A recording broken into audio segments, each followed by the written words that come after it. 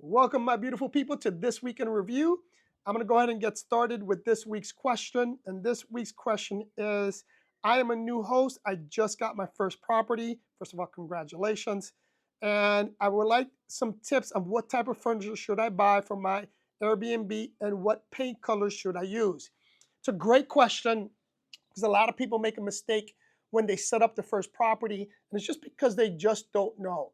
I'm going to give you a list of stuff that you should be buying. Well, I'm going to give you the type of material and stuff that you should be buying and what you should be avoiding. So let's begin with durability, right? The material of whatever you buy needs to be easy to clean and maintain, right? So, for example, we're currently in an Airbnb in Ibiza. One of the things that I am recommending that this host change is exactly what I'm referring to in terms of some of the materials that they're using in their sofas and some of the chairs they use for the dining room. They're using cloth material, which becomes very difficult to maintain nicely, meaning maintain clean. And it comes to a point where you can only wash it so much, and it's going to get difficult. It's going to fade. It's not going to look good in a very short amount of time, right?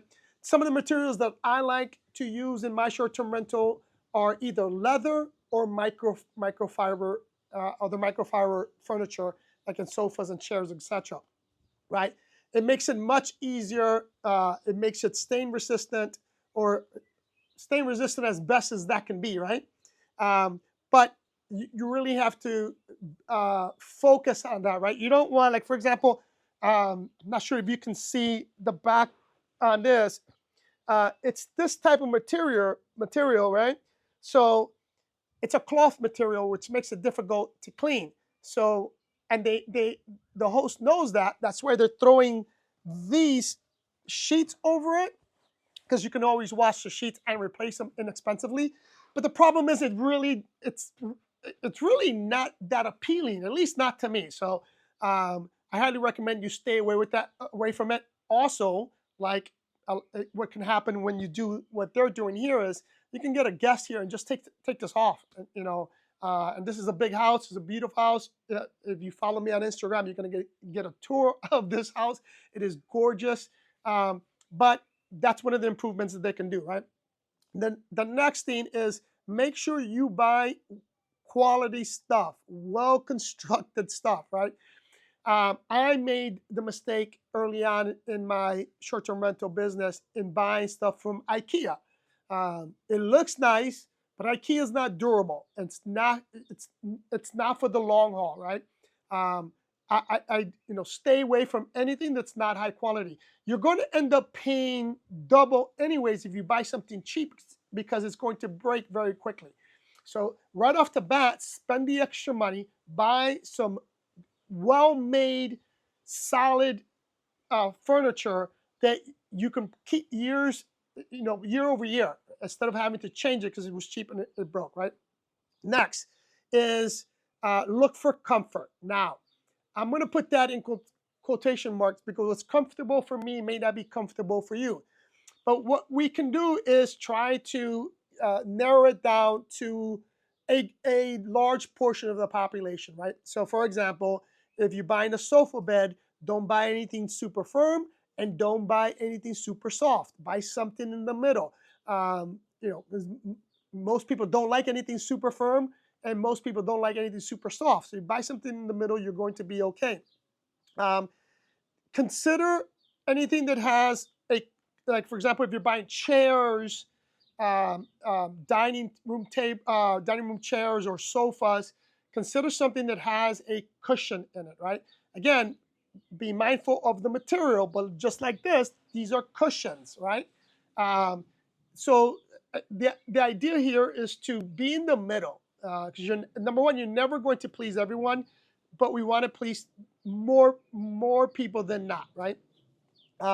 Next is going to be aesthetics, right? What type of aesthetics you're going to be looking for when buying furniture. I highly recommend that you stick with a theme. What do I mean by that? If you're going to go modern, buy everything modern. If you're going to go contemporary, buy everything contemporary. But what and today you can't go wrong with buying stuff that's modern and chic, right? Um, right now that's what's trending. It's probably the safe way to go as well. But there's also right now what we're doing a lot of is modern contemporary, especially because when we design a house or we decorate a house, when we buy furniture for a house, we first look and decide what type of theme we're going to be using, but we want the theme to match the actual structure of the house. So if the structure of the house is a modern house, then everything inside should be modern. Vice versa, if you have a contemporary house or contemporary design, then everything on the inside, the type of furniture should be contemporary. If you follow the channel, we bought a vineyard in South Georgia. The house itself has that country look. So it's not just a country look, but it's more like a antique look to the house. So everything we bought for the house is antique, older, more contemporary to match a farmhouse, right? So that's what you have to be thinking about when you're going to be buying furniture. Next is functionality, right? Whatever you buy, try buying stuff that's functional. Here's what I mean by that. For example, instead of getting a night table, get a nightstand because there's drawers and that can be functional for that. If you get a table, make sure the table is expandable because that's functional. It should be multi-purpose, right?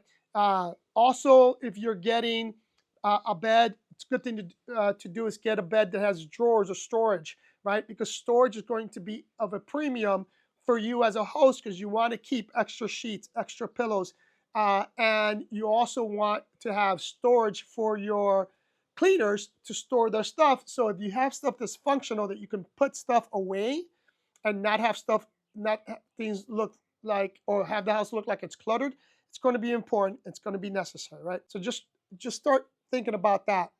Now let's talk about colors, both for the furniture and both for the paints.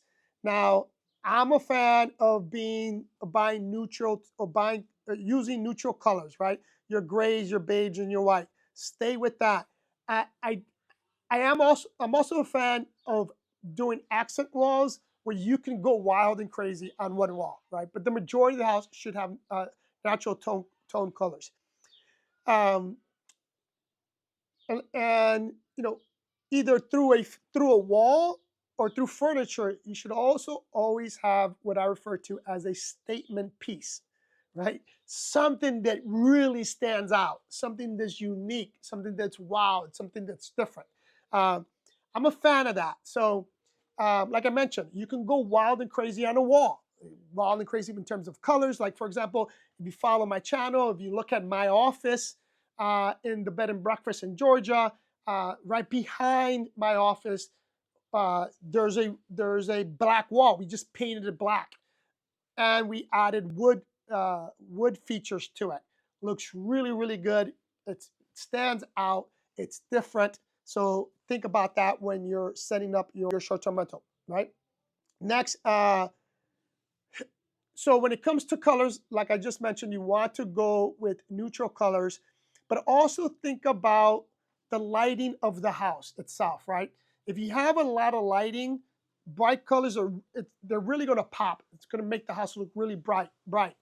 But if you have a house that doesn't have a lot of lighting in, and you have what I refer to as artificial lighting from your light bulbs, etc., then just make sure that the colors you're using are going to be the colors you actually want to present in that lighting, because oftentimes the light can make a wall look a different color, and it may not go well. So be cautious when you're doing that.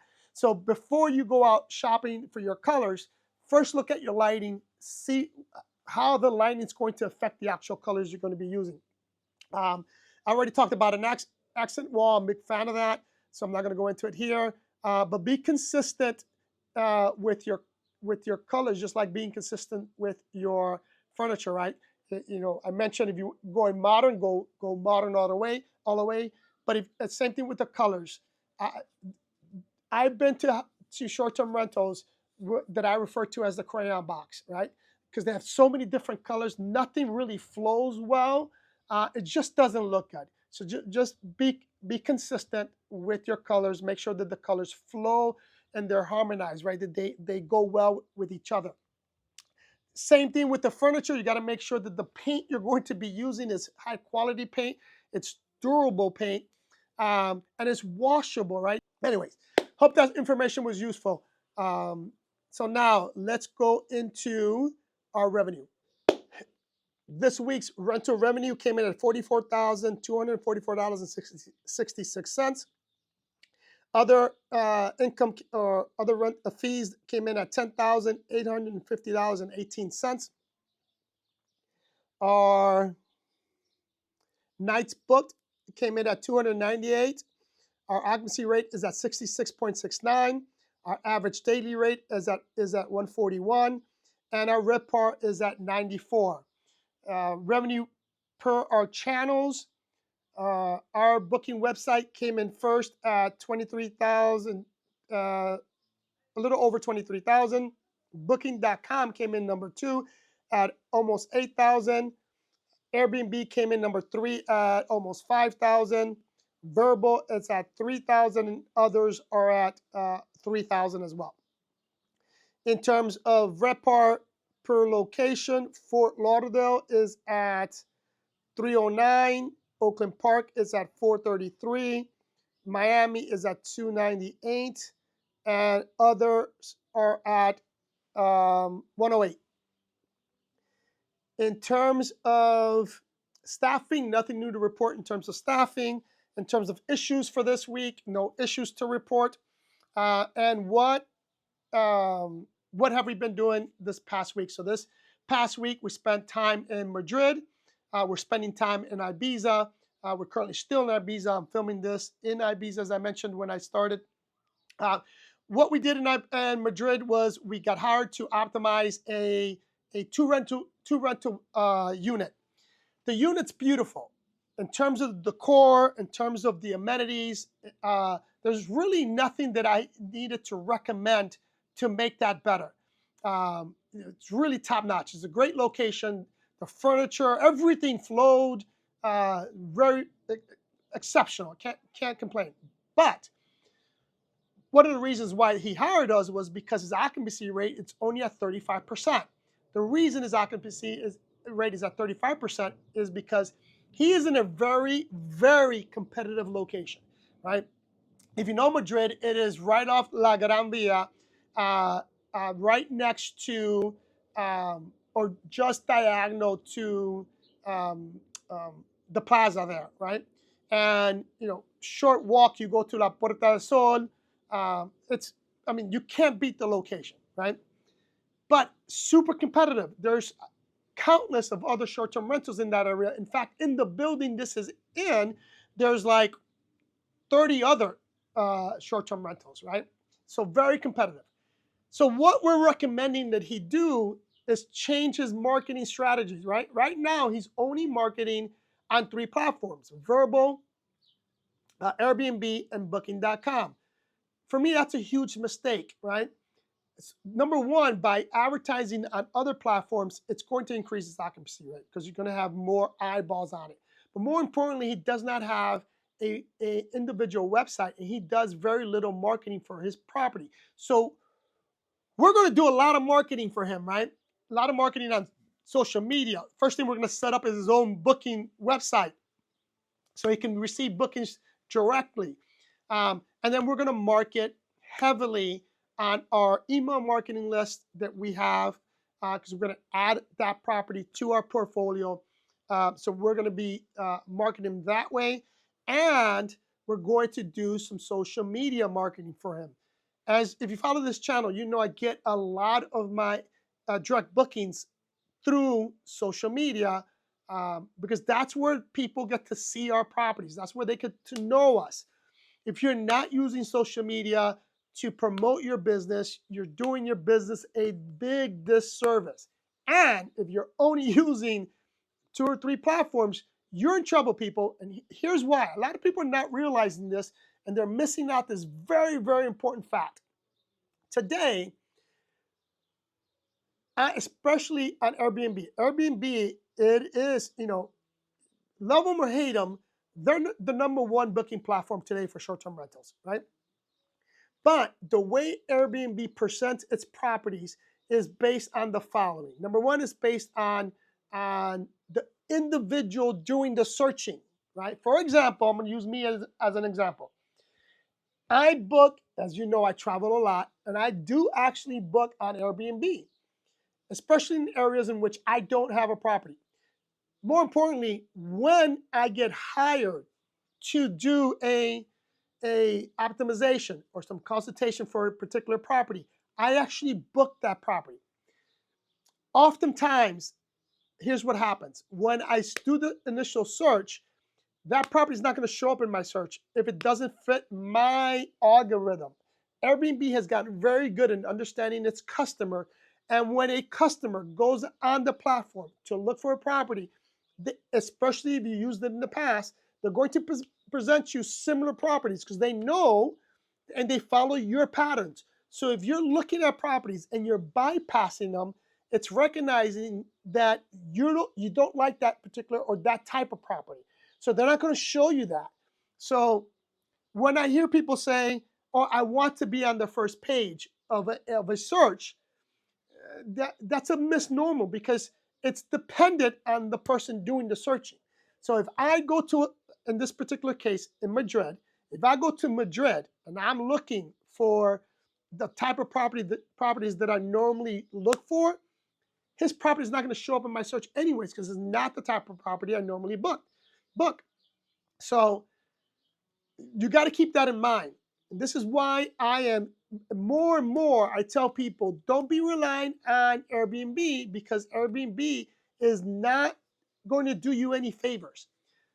Besides the fact that it does searches specifically based on the person doing the searches, it also is going to present properties that have the guest favorite badge, that the host is a super host, right? Is going to present these properties. The properties are proven, right? They've been on the platform for a while. They're going to present these properties first. So keep that in mind because that's very important. If you're not currently, if currently you do not have a direct booking website, I highly recommend you get that. If you're not doing any type of outside marketing, I highly recommend you start. But more importantly, I recommend you hire us to help you get your business flourishing because that's what, people get into the Airbnb business to make money. If you're not making money, there's something wrong. So anyway, the last thing I want to talk about is our sponsor, Dream Vacations. Dream Vacation has a big offer for an all-inclusive resort in Jamaica. It's the Rio Plaza. It's starting for 4 nights. It's starting at $119. They're also giving you up to $754 in resort credit. You get free access to the Splash Water Park. You also have an additional $150 off airfare. So if you're interested in this deal, just DM me the word Jamaica so that I can send you the information on this special deal that Dream Vacation's having. And that is it for this video, my beautiful people. If you have any questions, list them below. If you haven't subscribed, subscribe. If you not follow me on Instagram, follow me. But more importantly, subscribe to Instagram because those people that subscribe get all their answers and all the DMs answered immediately. Also, if you buy me a coffee, we can set up a one-on-one conference call, either by phone or through Zoom, whatever you prefer. Love you guys, and I'll see you in the next one.